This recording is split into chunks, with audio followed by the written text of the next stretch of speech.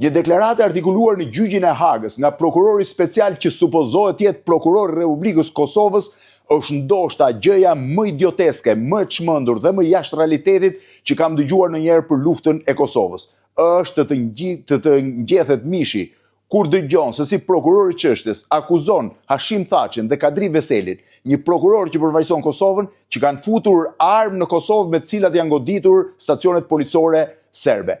E para, zoti prokuror, stacionet policore serbe, instalimet ushtarake serbe, madje dhe institucionet e propagandës serbe janë bombarduar me armë të NATO-s, janë bombarduar me urdhër generalit Wesley Clark dhe me autorizimin presidentit Shtetet Bashkuara të Amerikës, kryeministrit Britanisë Madhe, presidentit Francës, kancelarit Gjermanisë, kryeministrit Italisë e shumë të tjerëve.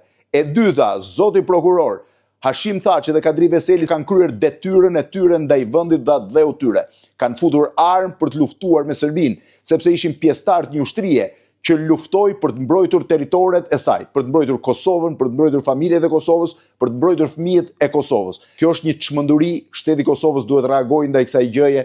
Ky prokuror nuk është asgjë më shumë se sa një idiot jashtë konteksti. Ndiqeni deklaratën e plotë. Hashim Thaçi dhe Kadri Veseli, miq që prej viteve të hershme studentore kanë qenë kyç në atë proces në pararojë të UÇK-s që prej fillimit bë 42/60. Thaçi dhe Veseli kanë pasur shumë detyra të rëndësishme në atë kohë, mbajtja e kontakteve, organizimi dhe sjellja armëve.